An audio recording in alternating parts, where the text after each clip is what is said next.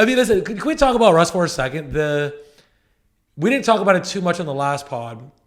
You've always talked about how an amazing teammate he was to you. One of your favorite teammates you've ever had. And that's what Yeah. kind of bothers me. Everyone's like, well, you can't play him and he can't shoot. He needs to be in a certain system. What about, no one talks about just him as a vet, as a teammate, how useful he could be for other teams. All these young players, all these teams riddled with, 21, 22-year-olds. You don't think it would be valuable to have Russell Westbrook be with these guys? You know Yep. what I mean? So how happy are you that he is signed with the Kings? He's happy. He's still in California, even though Sacramento's a little bit up there. Are you just happy that he got signed? And what do you think about the Kings, situation and their chances? Well, for one, long overdue. Um, there are reasons behind that. I'll touch on that. But Russell Westbrook deserves to be in the NBA. Unfortunately, the NBA is not a league like any Fortune 500 or any billionaire, any billion-dollar company. It's not always about the deserving. There are politics that go on in sports, just like there are in business and such. And you confidence can scare people. It can shoo people away because people have a blurry line with confidence and versus arrogance. For instance, his interview the other day. Is this your last year? He goes, "Yeah, right." I love that. Yeah. I love it because it's him telling me like, "Yo, you're not about to end me. You don't end Russell. Russell ends Russell. I'll leave the game when I'm ready to leave the game. You're talking about is this my last year? Yeah, right." This dude is MVP, triple-double, all-star, worth hundreds of millions, and here he is on the Sacramento fucking Kings, who are going nowhere. They're not going to be they're not going to be competitive this year. Okay? They're not going anywhere. But you have all the names that we all are very familiar with, right? No one's going to play defense on that team, but they have That all of the team, names with the. that If you go through the team list, will be lucky. Listen, they'll be lucky to be in the play-in, respectfully. Okay? They could. They got a Sabonis. You got a DeRozan. You got Westbrook. I mean, yeah, like you said, they got Monk. They got these names. You're like, you haven't even named Zach LaVine, Keegan Murray, who's Zach, injured, but he'll be back. Yeah. yeah, their roster on paper, you're like, they got all these guys are ballers. So when I say this, I don't want players on the Sacramento Kings to be like, man, who are we playing? Who's it? I'm not playing you guys individually. I'm going off the record of what last year held, and you lost De'Aaron Fox, so you can't be better. I can't see it happening. Now, maybe you guys are able to figure out something. I don't know, but at the very best, with the packed West and the landscape of how it looks over there, they'd be lucky to be a playing team.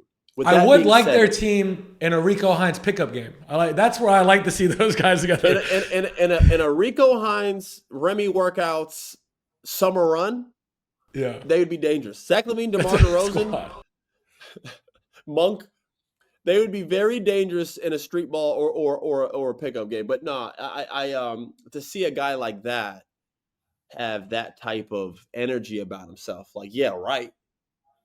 I love that shit. However, not everybody can relate to someone being very confident in themselves. People get turned off by someone really believing in themselves. I know that's sad, but that's how this world works. People look at someone who's very confident and sure of themselves, and instead of being like, man, that's the way, some people view him as arrogant, problematic. And I only say this because Russell is one of the best teammates I've ever had. He's a very humble guy. When he turns that light switch on, when he competes, he's a beast, which is what you want. He puts it all in his craft. But he's not a locker room problem starter. I'm not saying he hasn't been in certain situations. Every player has. Anybody who's played over 10 years in the NBA, has 8 years, 7 years in the NBA, has had a team or two where you don't mesh with the coach. All right? It just happens. Just like if you worked at 7 different companies, are you going to get along with every boss? No, it's not how it's going to work. So especially when the landscape, if you're getting paid 4 times more than the boss. Think about the dynamic of sports. So that's going to happen. People will label you, and the NBA is a big-ass high school, and there's perception, and there's the cool kids and the popper kids, and you can get a perception very quick. So even though there's a bunch of players like myself who talk about and rave about how Russell's so great, blah, blah, blah, blah, because LeBron or the Lakers situation didn't go great, or this didn't go, he gets labeled and typecasted in certain things, and that's why people signed Russell Westbrook gets signed 2 weeks into a week into training camp, man. Did you see some of these guys sign contracts? Is Christian Braun $122 million better than Russell Westbrook? Because Russell signed a vet minimum. Christian Braun signed $125 million. Wait, so you don't Christian like that? Braun, You don't like that signing for the Nuggets? I do, but it's for different reasons. It's like why the league is what it is. I'm just telling you, Christian Braun can't do a double crossover without dribbling off his feet. But he's great in his role as a role player, as a slasher, as a defender. He's young. He's getting better and better. He had a great playoffs last year. $125 million.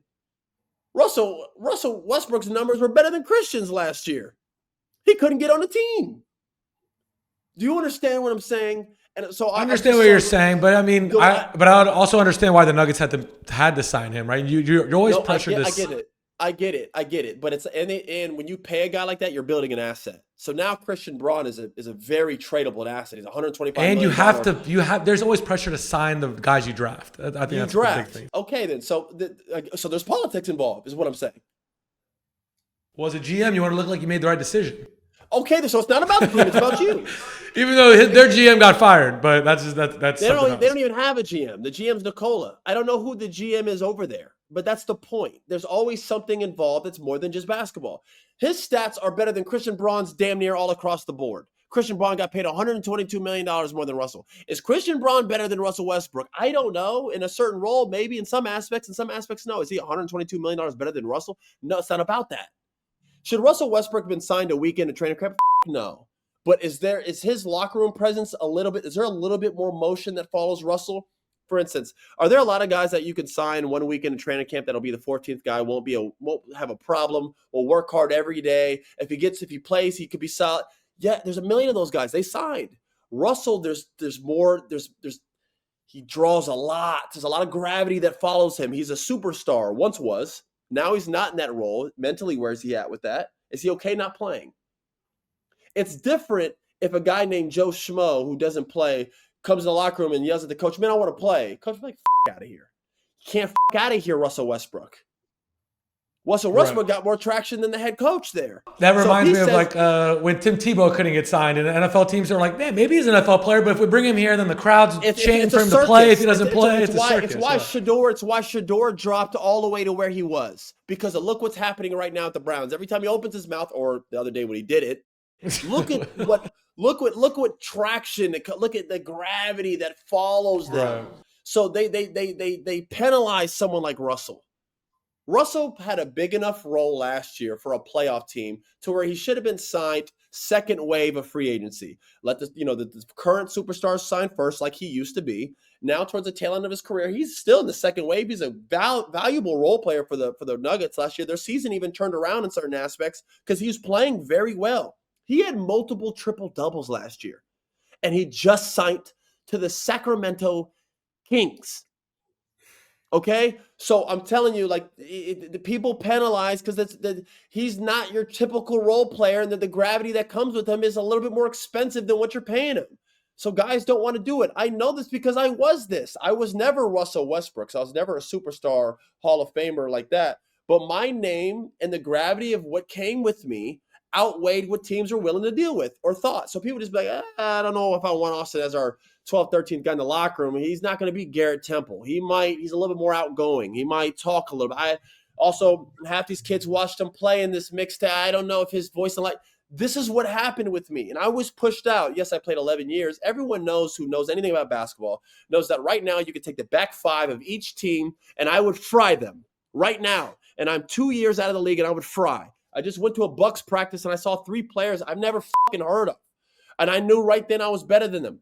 What they bring to the team is more valuable than what I would bring right now. Not to mention, I have weight with my name that could be controversial. They don't have that. I'm not saying I deserve that because I didn't, but it's what happened and no one else created it but me. I can't blame anybody but myself. And that's just the reality of what happened. Russell, through the good, through the bad, it's great. When you get on that tail end, it's harder for you to stay around because people still think of you as like the Russell who would be in these interviews like, what? When that's not even him anymore. He's evolved too, but it's... And this is tough too because it's almost like he gets penalized for his longevity of still being good because most careers would have ended a couple years ago and we would have thought of him in a certain light.